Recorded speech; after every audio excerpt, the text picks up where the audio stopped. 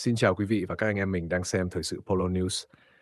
Hôm nay chúng tôi xin kể lại câu chuyện đau lòng của những người con Gia Rai tại vùng đất Yala, Chư Pư, Gia Lai, nơi mà niềm tin vào Đức Chúa Trời bị giam cầm, nơi những tiếng cầu nguyện bị quy chụp là chống phá, và nơi mà những người trung thành với đức tin đã phải trả giá bằng chính mạng sống của mình. Những con người và niềm tin bị bức hại. Một, ông Siu Glol, 1962-2024, người tín hữu kiên định. Ông Siu sinh năm 1962 tại làng Hra, xã Iahla, huyện Chư Pư, tỉnh Gia Lai, là một tín đồ tin lành người Gia Rai. Từ trẻ, ông đã dâng hiến đời mình cho việc rao giảng tin mừng, giúp dân làng giữ đức tin và sống ngay thẳng trước Chúa. Thế nhưng vào ngày 4 tháng 5 năm 2010, ông bị chính quyền Việt Nam bắt giữ mà không có lệnh tỏa rõ ràng. Lý do đưa ra là ông tuyên truyền đạo trái phép, tụ tập trái pháp luật. Sau vài tháng bị giam giữ và tra khảo, ông được thả về trong tình trạng sức khỏe suy yếu. Tưởng rằng tai ương đã qua, nhưng ngày 24 tháng 9 năm 2017, ông lại bị bắt lần thứ hai. Tòa án tỉnh Gia Lai tuyên phạt 9 năm tù giam, cáo buộc ông phá hoại chính sách đoàn kết. Trong tù, ông bị giam biệt lập, không được gặp gia đình, không được cầu nguyện chung. Khi mãn hạn tù trở về, cơ thể ông đã bị tàn phá. Gia đình và người thân kể lại rằng ông có dấu hiệu bị đầu độc chậm, da vàng, gầy yếu, và ông qua đời vào năm 2024, để lại nỗi thương tiếc và phẫn uất cho cả làng Hra. 2. Ông Kepuibo, 1942-2018, người cao tuổi của đức tin. Ông Puibo, sinh năm 1942, là người cao niên trong làng Tai Per, cùng xã Iahla, huyện Chư Pư. Ông được dân làng kính trọng vì là người giảng kinh thánh bằng tiếng Jarai, giúp dân hiểu về tình yêu thương và lòng trung tín. Giống như ông Siu Glol, ông bị bắt lần đầu vào năm 2010 với cùng lý do lợi dụng tôn giáo để chống phá nhà nước. Sau vài tháng, ông được trả về nhưng bị giám sát chặt chẽ. Đến ngày 24 tháng 10 năm 2010, ông bị bắt lại và bị tuyên án 10 năm tù giam. Sau khi ra tù, ông có biểu hiện bệnh lạ, thân thể sạm đen, đau nhức dữ dội rồi qua đời năm 2018. Dân làng nói rằng ông chết vì thuốc độc, một cáo buộc không ai dám công khai vì sợ bị bắt. Đến nay, không một cơ quan nào độc lập được phép điều tra nguyên nhân cái chết của ông. 3. Những người cùng chịu cảnh tù đày. Sau các vụ bắt giữ ông Siuglo và Cape Uibo, hàng loạt tín đồ tin lành người Gia Rai khác cũng bị nhắm đến. Ramaplun, sinh năm 1972, làng Surbe, xã Iahla, Chư Pư. Rahlan Sop, làng Ve, xã Iako, huyện Chư Sê. Ramabob, làng Sura, xã Iako, huyện Chư Sê. Ramamlok, sinh năm 1975, làng Surbe, xã Iahla, huyện Chư Pư. Họ đều bị chính quyền địa phương cáo buộc tụ tập cầu nguyện trái phép, liên hệ với tổ chức phản động ở nước ngoài hay âm mưu lập nhà nước Dega. Trong thực tế, những người này chỉ tổ chức nhà thờ tại gia, cùng hát thánh ca và đọc kinh thánh bằng tiếng Jarai, điều mà chính quyền cho là đe dọa an ninh quốc gia. Không ít người trong số họ bị tra tấn, buộc ký giấy từ bỏ đạo, bị tịch thu kinh thánh, loa, hoặc bị ép đi họp cải tạo tư tưởng. Có người sau đó trốn qua Campuchia nhưng bị bắt và cưỡng bức hồi hương, vi phạm nguyên tắc không trục xuất người tị nạn mà Việt Nam và Campuchia đều đã cam kết với Liên Hợp Quốc. Hàng ải, từ tự do tín ngưỡng đến tội chống phá nhà nước. Tại Tây Nguyên, đặc biệt ở các tỉnh Gia Lai, Đắk Lắk, Kon Tum, hàng ngàn tín đồ tin lành người Thượng đã bị bắt giữ từ năm 2001 đến nay. Phần lớn trong số họ bị kết án theo Điều 116 và 117 Bộ Luật Hình sự Việt Nam, với tội danh mơ hồ như phá hoại chính sách đoàn kết dân tộc hay tuyên truyền chống nhà nước. Chính quyền gọi các hoạt động tôn giáo độc lập là chống phá, bị lợi dụng bởi thế lực thù địch. Tuy nhiên, đối với cộng đồng người Thượng, đó chỉ là niềm tin tôn giáo và quyền tự do tín ngưỡng, một quyền cơ bản được bảo đảm trong Điều 18 Công ước Quốc tế về các quyền dân sự và chính trị mà Việt Nam đã phê chuẩn từ năm 1982. Ý lập luận của chính quyền Việt Nam: quản lý tôn giáo là yêu cầu khách quan. Chính quyền Việt Nam cho rằng không thể có tự do tôn giáo tuyệt đối và mọi hoạt động tôn giáo đều phải chịu sự quản lý của nhà nước. Báo chí nhà nước nhiều lần khẳng định rằng việc ban hành luật tín ngưỡng, tôn giáo 2016 và Nghị định 162/2017 là để bảo đảm quyền tự do tôn giáo. Theo họ, Các tổ chức quốc tế và cá nhân thiếu thiện chí đã vu cáo Việt Nam đàn áp tôn giáo, xuyên tạc rằng luật này bóp nghẹt tôn giáo. Chính quyền nhấn mạnh rằng Hiến pháp 2013 quy định mọi người có quyền tự do tín ngưỡng, các tôn giáo bình đẳng trước pháp luật và rằng tự do không có nghĩa là vô tổ chức.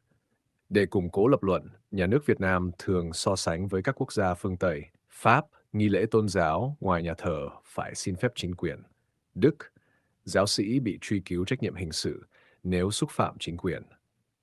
Mỹ, tổ chức tôn giáo phải đăng ký tư cách pháp nhân theo luật bang. Nhật Bản, mọi tổ chức tôn giáo đều phải đăng ký tại Bộ Văn hóa. Theo đó, Việt Nam cho rằng họ không khác các nước khác, chỉ quản lý để bảo đảm trật tự, không đàn áp tôn giáo. EV, thực tế khác, khi luật trở thành công cụ kiểm soát. Tuy nhiên, ở Tây Nguyên, cách thực thi các quy định ấy đã biến quyền quản lý thành kiểm soát tuyệt đối. Những người như ông Siu Glol hay Cap Uy Bo không hề tổ chức bạo động, không có vũ khí, không chống chính quyền bằng bạo lực. Họ chỉ cầu nguyện, hát thánh ca, dạy con cái sống lương thiện. Vậy mà họ bị gán tội âm mưu thành lập nhà nước Dega, một cáo buộc không bao giờ được chứng minh bằng bằng chứng cụ thể. Các tòa án xét xử lưu động ở các xã vùng sâu đã tuyên án nặng nề, trong khi người dân không được phép tiếp cận hồ sơ vụ án, không có luật sư độc lập theo Human Rights Watch và Ủy ban Tự do Tôn giáo Quốc tế Hoa Kỳ CIRF. Chính quyền Việt Nam đã duy trì một mạng lưới kiểm soát chặt chẽ đối người thượng theo đạo Tin lành, Tin lành biệt là những người không thuộc hội thánh được nhà nước công nhận như Hội Thánh Tin lành Việt Nam, miền Nam. Các nhà thờ tại gia, vốn phổ biến trong cộng đồng Jarai, Ede, Bahnar bị coi là bất hợp pháp. Những người bị bắt như Siu Glol, Kapuibo, Ramaplun chính là nạn nhân của chính sách hai mặt. Trên giấy tờ, nhà nước công nhận tự do tôn giáo.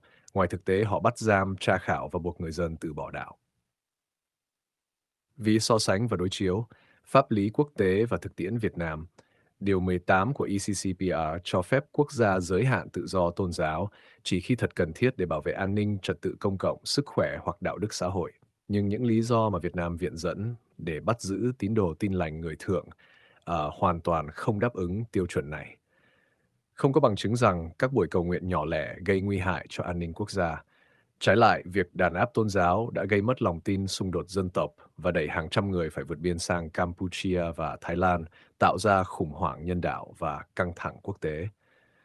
Hơn nữa, Việt Nam, với tư cách là thành viên Hội đồng Nhân quyền Liên Hợp Quốc 2023-2025, có nghĩa vụ thực hiện các khuyến nghị của Liên Hợp Quốc về tự do tôn giáo và quyền của người dân tộc thiểu số. Tuy nhiên, nhiều khuyến nghị trong các kỳ kiểm điểm định kỳ UPR 2019 và 2024, đặc biệt về việc thả tù nhân tôn giáo người thượng vẫn chưa được thực hiện. Vì lập luận chính thức, tự do tôn giáo được bảo đảm, theo số liệu do Ban Tôn giáo Chính phủ công bố, đến năm 2020, Việt Nam có 43 tổ chức tôn giáo được công nhận pháp nhân, với hơn 26,5 triệu tín đồ. Nhà nước cho rằng điều này chứng minh cho chính sách cởi mở. Họ liệt kê rằng có 56 cơ sở đào tạo chức sắc tôn giáo, gấp 3 lần năm 1990. Mỗi năm có khoảng 15.000 người được đào tạo chức sắc, hơn 29.000 cơ sở thờ tự hoạt động trên toàn quốc. Tuy nhiên, trong danh sách ấy không có bất kỳ tổ chức Tin lành người thượng độc lập nào. Các mục sư trưởng nhóm cầu nguyện không thuộc hội thánh được phê duyệt đều bị coi là hoạt động trái phép. Nói cách khác, chỉ khi tự do nằm trong khuôn khổ kiểm soát thì mới được phép tồn tại. Phải. Những tiếng nói bên ngoài, sự lên án của cộng đồng quốc tế, các tổ chức quốc tế như Liên Hợp Quốc, USCIRF, Human Rights Watch, Amnesty International và nhiều tổ chức tôn giáo toàn cầu đã nhiều lần nêu tên Việt Nam trong các báo cáo thường niên về vi phạm tự do tôn giáo.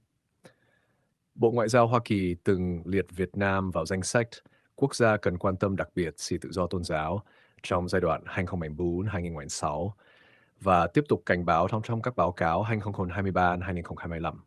Các báo cáo viên đặc biệt của Liên Hợp Quốc đã gửi nhiều thư chất vấn về việc giam giữ tù nhân tôn giáo người Zarai, Ede Banar, trong đó có những trường hợp chết trong tù mà không được điều tra độc lập. Các tổ chức người thượng lưu vong như United Montana Organization và Montana Refugee Organization, MRO liên tục gửi báo cáo lên Ủy ban Nhân quyền Liên Hợp Quốc điều tra các vụ việc như của Siêu Global và Cap Weibo. A. Câu hỏi còn lại, ai sẽ chịu trách nhiệm? Những cái chết của ông Siêu Global và Cap Weibo 2018 không chỉ là bi kịch cá nhân mà là biểu tượng cho nỗi sợ hãi và đau thương kéo dài hàng thập kỷ ở Tây Nguyên. Trong khi chính quyền cho rằng mọi người đều bình đẳng trước pháp luật, thì người thường lại sống trong thực tế bị phân biệt, bị giám sát, bị gán nhãn phản động. Không một ai trong chính quyền địa phương bị điều tra hay truy tố về những cái chết đáng ngờ ấy. Không một cơ quan nào dám công khai hồ sơ y tế của họ. Tất cả bị chôn vùi cùng họ trong nỗi im lặng của rừng già và nỗi đau của dân làng. Is, lời kêu gọi từ Polo News. Chúng tôi, những người thực hiện chương trình Polo News xin gửi lời cầu nguyện đến linh hồn những người đã nằm xuống vì đức tin. Siuglol, Kapuibo, Rama Plun, Rahlan Sop, Rama Bob, Rama Mlok. Chúng tôi cũng kêu gọi cộng đồng quốc tế, các tổ chức nhân quyền, các cơ quan Liên Hợp Quốc và các quốc gia đối tác hãy lắng nghe tiếng nói từ Tây Nguyên, nơi người Jarai và các dân tộc anh em khác đang phải sống trong sợ hãi chỉ vì niềm tin tôn giáo của mình. Tự do tôn giáo không thể chỉ là khẩu hiệu trên giấy, mà phải là quyền sống, quyền thở, quyền cầu nguyện, quyền được tin vào điều thiện. Không ai nên bị bỏ tù, bị tra tấn hay bị đầu độc, chỉ vì họ đọc kinh thánh bằng tiếng mẹ đẻ của mình. X kết luận. Trên danh nghĩa pháp luật, Việt Nam đã ký kết và tuyên bố tôn trọng các quyền con người. Nhưng trong thực tế, Tây Nguyên vẫn là vùng bị khóa kín thông tin, nơi mà quản lý tôn giáo trở thành công cụ kiểm soát tư tưởng và văn hóa bản địa. Những câu chuyện như của ông Siuglo và Capuibo không chỉ là nỗi đau của người Zarai mà là lời nhắc nhở nhân loại về giá trị của đức tin và tự do. Bởi khi tự do bị bóp nghẹt, con người không còn sống, họ chỉ còn tồn tại. Chúng tôi tin rằng công lý rồi sẽ đến dù muộn và sự thật sẽ được ghi nhớ trong lịch sử, không phải bởi quyền lực, mà bởi lòng tin, nước mắt và sự can đảm của những người đã ngã xuống. Polo News, tiếng nói của những người không được lắng nghe, phát sóng từ tiếng nói của Tây Nguyên đến thế giới vì tự do tôn giáo, vì phẩm giá con người.